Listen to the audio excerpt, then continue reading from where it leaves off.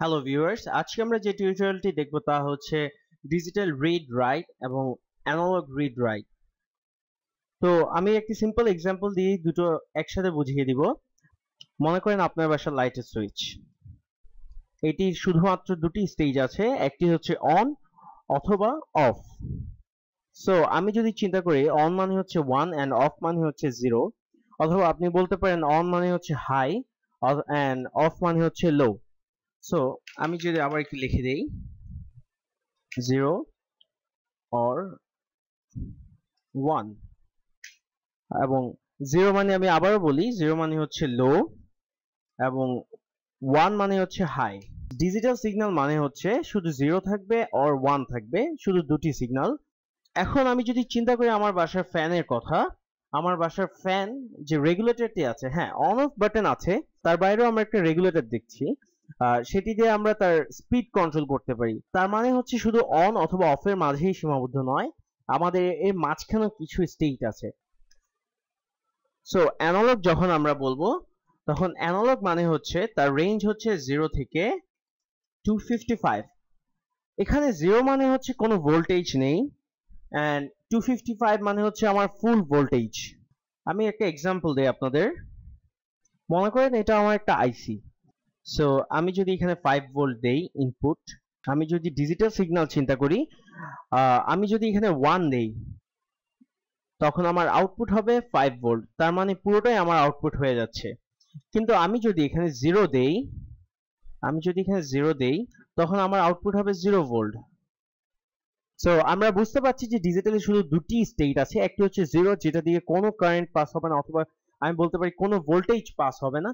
এখন যদি আমরা অ্যানালগ নিয়ে চিন্তা করি, যদি 0 দেই আমরা কোনো ভোল্টেজ পাস হবে না, কিন্তু আমরা যদি এখানে 255 দেই, তখন আউটপুট হবে এক্স্যাক্টলি 5 ভোল্ট। কিন্তু আমরা যদি 255 এর হাফ করি তাহলে হয় 127.5।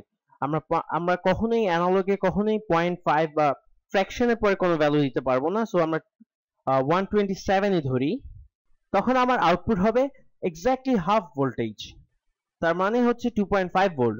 আমরা এতক্ষণ যা বুঝিয়েছি তা হচ্ছে ডিজিটাল রাইটের ক্ষেত্রে বা অ্যানালগ রাইটের ক্ষেত্রে।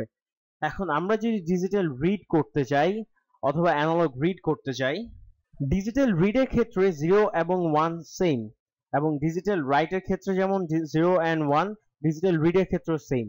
কিন্তু অ্যানালগ রাইটের ক্ষেত্রে রেঞ্জটা হচ্ছে 0 থেকে 1023 পর্যন্ত। সো আমি সবকিছু আরেকবার লিখে দেই। ডিজিটাল রাইট, তার রেঞ্জ হচ্ছে, আমি যখন কোনো কিছু রাইট করব তখন ভ্যালু দিব 0 অথবা 1। যখন আমি ডিজিটাল রিড করব তখন আমি ভ্যালু পাবো 0 অথবা 1। কিন্তু আমি যদি অ্যানালগ রাইট অথবা রিড করি, আমি যদি অ্যানালগ রাইট করতে চাই তখন আমার রেঞ্জ হচ্ছে 0 থেকে 255। আর অ্যানালগ রিডের ক্ষেত্রে রেঞ্জ হচ্ছে 0 থেকে 1023। মনে করেন আমার একটা আইসি থেকে 5 ভোল্ট আউটপুট দিচ্ছে, আমি ওটা যদি কোনো কিছুতে মেজার করতে চাই, যদি 5 ভোল্ট আউটপুট দিয়ে থাকে আমি 1023 এক্সাক্ট পাবো, মানে আমি রিডিং পাবো 1023। এবং যদি আমার 2.5 ভোল্ট আউটপুট দিয়ে থাকে, ওটা যদি আমি আরডুইনো দিয়ে মেজার করতে যাই তখন আমি রিডিং পাবো 512। আশা করি আমরা অ্যানালগ রিড এবং রাইটের পার্থক্যটি বুঝেছি। নেক্সট টিউটোরিয়ালে আমরা দেখব ডিজিটাল রাইট করে আমরা কিভাবে একটা এলইডি ব্লিঙ্ক করাবো। তো ধন্যবাদ সবাইকে, সাথে থাকুন।